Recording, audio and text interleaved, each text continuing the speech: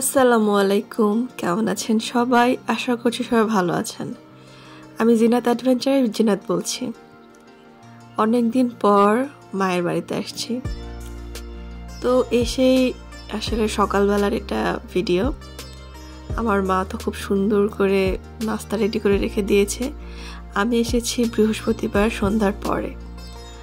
কালকে আর ভিডিও করা হয়নি, এই জন্য সকালবেলা ভাবলাম যেহেতু অনেকদিন পর বাড়িতে আসলাম, তো আপনাদের সঙ্গে সারাটা দিনে কি করছি না করছি সেটা শেয়ার করা যায়। এদিকে দেখি আম্মু একটা ড্রিঙ্ক বানিয়েছে। এটা হচ্ছে আম্মু রেগুলারই খাই। চিয়া সিড আর ফ্ল্যাক্স সিড হচ্ছে ভিজিয়ে রেখেছিল, সেটার সাথে আদা, পুদিনা, আমলকি আর কি দিয়েছিল, হচ্ছে ধনিয়া পাতা ব্লেন্ড করে আইস কিউব করে রেখেছে। আর সঙ্গে আর একটা ছিল হচ্ছে অ্যালোভেরার আইস কিউব। এগুলো দিয়ে আর কি ড্রিঙ্কটা করা। সঙ্গে ছিল আরও খাসির মাংস, সবজি, ডিম ভাজি, বিভিন্ন রকম ফ্রুটস। যাই হোক, নাস্তা করার পরে আমার বারান্দার গাছের দিকে একটু গেলাম। দেখতে দেখতে দেখি যে আমার ছোট্ট পিচ্চি বোনটা চলে এসেছে। এটা আমার ছোট মামার ছোট মেয়ে, আর একটা ছেলেও আছে। সবগুলো একটু পরে একটা একটা করে আসবে। আসলে ওরা আমাকে ভীষণ ভালোবাসে, আর আসলে অনেক দিন পরে আবার গিয়েছি, প্রায় 1 থেকে 1.5 মাস পর।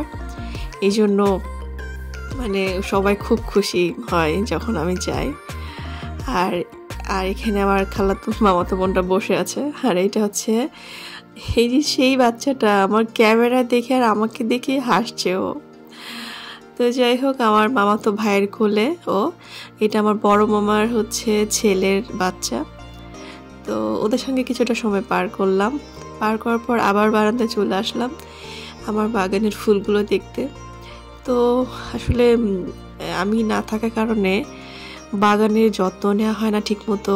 আম্মু আসলে নিজের যত্ন ঠিকমতো নেয় না ঠিকমতো খাওয়া দাওয়া করে না, ঠিকমতো সে মানে নিজে টেক কেয়ার করে, কিছুই পায় না, একা একা। তো এই জন্য এইদিকে ফুলগুলো ঘুরে ঘুরে দেখছিলাম গাছপালা কোথায় কি আছে না আছে। এই গাছের এর আগে আমি একটা ফল নিয়ে গেছি, মানে মরিচ নিয়ে গেছি। তো সেগুলোর ফল আমি লাগিয়েছিলাম, ছোট ছোট চারাও বের হয়েছে, দেখা যাক হয় কি না। আর এটা একটা ফুল গাছ, এই ফুল গাছটার আমি নামটা ভুলে গেছি। আর এই বাচ্চারা আমার 3 তলায় থাকে, তো ওদের সাথে কথা বলছিলাম, একটু গল্প করছিলাম। এটা একটা ড্রাগন গাছ। ড্রাগন গাছটা ছোট্ট একটা ডাল লাগিয়েছিলাম, এখন বেশ সুন্দরই হয়ে গেছে। এদিকে মায়ান আমার দিকে মানে তাকিয়ে আছে, আবার হঠাৎ করে যে ক্যামেরার দিকে তাকিয়েছে, বড় বড় করে চোখ করে তাকিয়েছে। মায়ান খুব মাশাআল্লাহ খুব সুন্দর, আর এত চটপটা বাচ্চা একটা। আর আমার বোনের ঢং তো যাই না। এদিকে স্রোতের কোলে হচ্ছে রিশা আমার মায়ানের হচ্ছে মানে ফুফাতো বোনের বোন হয়। এটা মানে আমার বড় মামার 2 ছেলে মেয়ের এই ছোট ছোট 2 বাচ্চা 2টা। আর হচ্ছে সহি আর স্রোত, ওরা ছোট মামার ছেলে মেয়ে। তো আমি যখন আসি তখন কিন্তু সারাটাক্ষণ ওরা আমার সঙ্গে সময় কাটায়। আর আমার হচ্ছে মামাতো বোনের মেয়েটা একটু অসুস্থ, ঠান্ডা লেগেছে। এদিকে আপনাদের ভাইয়া দুপুরে যেহেতু ফ্রাইডে ছিল, নামাজ পড়ে আমার আব্বুর কবরস্থানে গিয়েছিল। আর সে শুক্রবারে যদি আসে তো গোরস্থানে সে অবশ্যই যায়। এমনিতে প্রত্যেক শুক্রবারে আমার শ্বশুর আব্বার কবরস্থানে সে যায়। এদিকে এসেই দেখে আমার বড় দুলা ভাইও চলে এসেছে। তো অনেক দিন পর 2 জামাই মানে আমার মায়ের 2 ছেলে একসাথে দুপুরে লাঞ্চ করবে। তো আমিও শাওয়ার করে আসলাম। এদিকে আম্মু খুব সুন্দর করে লাঞ্চ রেডি করে রেখেছিল। গরুর মাংস রান্না করেছে, রিঠা মাছ ভুনা করেছে, তারপরে ইলিশ মাছ ভাজা, চিংড়ি মাছ দিয়ে ঢ্যাঁড়স চচ্চড়ি করা হয়েছে। মানে চচ্চড়ি বলতে কি একটু ভুনা করা হয়েছে আর কি। তারপরে শাক ভাজি করা হয়েছে, সালাদ করা হয়েছে, মানে আরও সে অনেক কিছু বের করেছিল। আমি বললাম যে না দরকার নাই, অল্পই করো, এত কিছু আসলে ওরা খেতেও পারবে না। তো যাই হোক, সবাই একসাথে খেতে বসেছে। অনেক দিন পর আমার নিজের বাড়ির লোকজনের সাথে খেতে বসেছি একসাথে, ভালোই লাগলো, সময়টা খুব ভালোই কাটিয়েছি। এদিকে আপনাদের ভাইয়ার সঙ্গে একটু ফুচকা খেতে যাচ্ছি। সুরতির ফুচকা তো আমার খুবই ভালো লাগে। আর আমার ফেভারিট একটা মামার দোকান আছে পৌর মার্কেটে, তো সেখানেই আর কি যাচ্ছি। যাওয়ার সময় এই বেলুনগুলো দেখে আমার সারার মনির কথা মনে পড়ে গেল। আর যদিও আমি সন্ধ্যার পরে গিয়েছিলাম, আপনাদের ভাইয়া আমাকে ফুচকা খাইয়ে আবার কুষ্টিয়াতে চলে গেছে। আর শনিবারের দিনকে যেহেতু আমি আবার চলে যাবো, এই জন্য আমাকে নিতে আসবে আবার। এদিকে ফুচকা মামা আমাকে এই ক্রিস্পি যেই চিপসের মতো এগুলো আমাকে খেতে দিল, যে মামা দেখো খুব সুন্দর লাগে, আমি নিয়ে এসেছি অনেকগুলো কিনে। আর এদিকে হচ্ছে ফুচকা মামা ফুচকা বানাচ্ছে, এত সুন্দর মামা বানায়। আর সবসময় মামা আমার জন্য স্পেশাল টক প্লাস ফুচকা বানায়। আর এদিকে বলছে আজকে জামাই বউ একসাথে ভালোবেসে খাও। তো আমি বললাম যে মামা আপনার অভ্যাসটা গেলই না। তো যাই হোক, সে জানি না অন্য কারোকে এত সুন্দর ফুচকা বানিয়ে দেয় কি না, কিন্তু আমাকে খুব সুন্দর করে ফুচকা বানিয়ে দেয়। তো থ্যাংক ইউ মামা এত ভালোবাসা দেওয়ার জন্য। এদিকে আপনার ভাইয়া সবার প্রথম ফুচকাটা আমাকে খাইয়ে দিচ্ছে, ও জানে আমি ফুচকা খুব পছন্দ করি। তো আমিও তাকে খাইয়ে দিয়েছি, সেও আমাকে খাইয়ে দিয়েছে।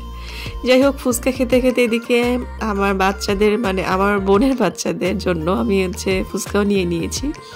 আম্মু আর আমি সেই বেলুনটাও কিনেছিলাম, কিন্তু আম্মু আর আমি হচ্ছে আপুর বাসা যাচ্ছি। আসলে আপু জানতো না, হুট করে আসলে সারপ্রাইজ দিয়েছিলাম। তো ও তো আসলে বুঝতেই পারিনি যে আমি পিছিয়ে দাঁড়িয়ে আছি, আম্মু তো আগে গেছে। আমার বোনের মেয়েরা আমাকে দেখে ছুটে আমার কাছে চলে এসেছে। বড়টা তো ধরে মানে জড়িয়ে ধরে বলছে যে খালামণি তোমাকে আমি কতদিন পর দেখছি। আমার ছোট মেয়েও বলছে খালামণি তোমাকে আমি কতদিন পরে দেখছি। আমার বোন বলছে তোকে কতদিন পর দেখলাম। মানে এই যে অনেক দিনের মানে দূরত্ব হয়ে গেছে, মানে আমি এসেছি প্রায় 1-1.5 মাস পর, এই কারণে সবাই একটু মন খারাপ করে, কারণ অনেক দিন হয়ে গেছে, দেখা নাই কথা নাই তেমন। তো আসলে এটাই হলো নিজের রক্তের টান। আসলে ভাই বোনদের সম্পর্ক কিন্তু এরকমই থাকা উচিত। আর আমার 2 বোন আমরা আসলে ও আমার বড় বোনের থেকে মায়ের দায়িত্বটা বেশি পালন করে। তো যাই হোক, আমি সঙ্গে কিছু জিনিস নিয়ে এসেছিলাম, মানে খাওয়ার জিনিসের ফুচকা, তারপর ফ্রুটস, তারপরে হচ্ছে মোগলাই, ওগুলো সবাই মিলে খেলো। আর আমি এখানে চা খাচ্ছিলাম। তো আমার যাওয়ার সময় ঠান্ডা বাতাস লেগে মানে ঠান্ডা লেগে গেছে অলরেডি, বুঝতেই পারছি না, আমার কণ্ঠ অনেক দেবে আছে। তো যাই হোক, সবাই একটু আড্ডা দিলাম, দেওয়ার পরে এবার বাড়ি যাওয়ার পালা। একটু সকাল সকালে চলে এসেছি বাড়িতে, না হলে ঠান্ডা প্রচণ্ড বাহিরে। আর এই যে আম্মু চুপচাপ দাঁড়িয়ে আছে। আমি আম্মুকে বলছিলাম যে আম্মু তোমার কথা কিন্তু অনেকে জিজ্ঞেস করে, বিশেষ করে একটা আপু আছে বিদেশে থাকে, কোন দেশে থাকে আমি সঠিক আসলে জানিও না, মাহিন নামের আপু।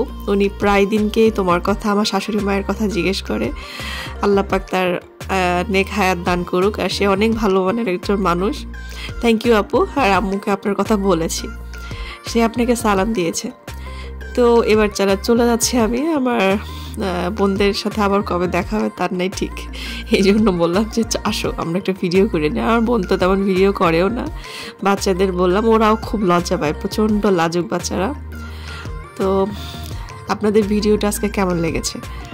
অনেকদিন পর মায়ের বাড়ির ভিডিও দিয়েছি, তো যদি ভালো লেগে থাকে অবশ্যই আপনারা আমাকে জানাবেন। আর আমি তো জানি আমার পরিবার আমার সঙ্গে থাকে আর সবসময় আমার সঙ্গেই থাকবে। সবাই ভালো থাকবেন। আল্লাহ হাফেজ।